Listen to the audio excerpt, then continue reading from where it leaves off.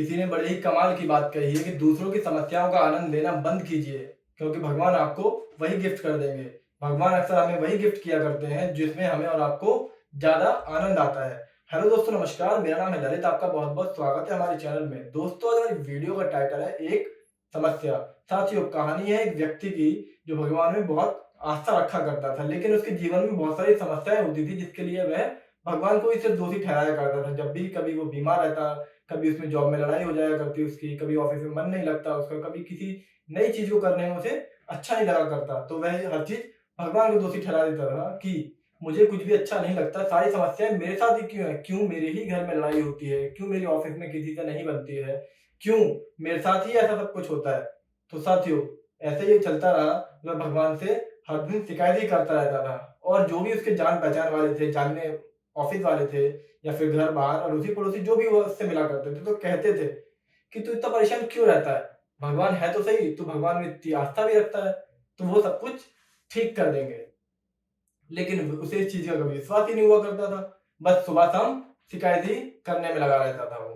तो वो एक दिन ऑफिस जाता है और बाय चांस ऑफिस में जाके भी किसी से लड़ाई हो जाती है और उसकी जॉब चली जाती है, और वो वहाँ से बहुत परेशान हो जाता है और आके भगवान के सामने बैठ जाता है और भगवान से कहता है कि आज तो आपको मुझे दर्शन देने ही पड़ेंगे। आज आप मेरे सपनों में आओ और मुझे दर्शन दो और मेरी समस्याओं का समाधान करो, क्योंकि मैं जितना परेशान हूँ उतना शायद कोई नहीं है।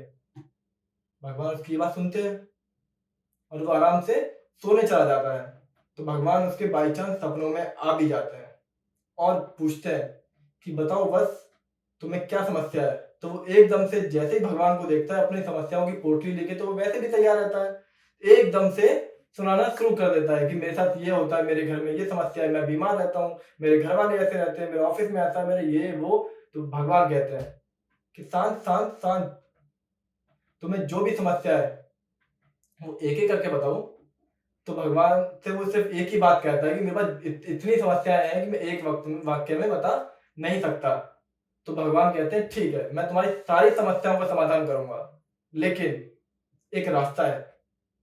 तो वो पूछता है क्या? तो वो कहते हैं तुम्हें मेरे पीछे एक बरगद का पेड़ दिख रहा है? तो वो कहता है हाँ, दिख रहा है। तो भगवान उससे कहते हैं कि तुम्हारे पास जो भी समस्याएं हैं, जिस जिस चीज से तुम परेशान हो, उन सबकी एक पर्ची बनाओ और एक पोटली में डालकर उस बरगद के पेड़ के पास बांध कर आ जाना।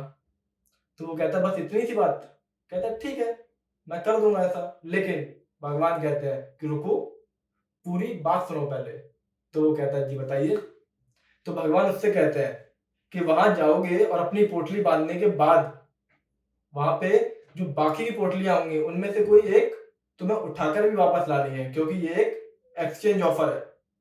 वो कहता है ठीक है, कोई दिक्कत नहीं, और वो अपनी पोटली बनाने में लग जाता है। पोटली बनाते बनाते वो आधे घंटे में पोटली बनाता है, रेडी करता है, और वो बरगद के पेड़ के पास तक जाता है और अपनी पोटली को बांध देता है और खुशी खुशी वापस आने लगता है। तभी उसे याद आता है कि भगवान ने कहा था पोटली वापस लेकर आनी है। तो वो फिर पलट कर जाता है और एक सबसे छोटी जो पोटली होती है वहां पर उसे ढूंढने लगता है, और उसे वो पोटली मिल जाती है और उस पोटली को उठाता है। और उठाते ही उसके दिमाग में ख्याल आता है कि कहीं पोटली में ऐसा तो नहीं कि इस पोटली को घर ले जाने के बाद मेरी मृत्यु हो जाए। तो एकदम उस पोटली को छोड़ देता है।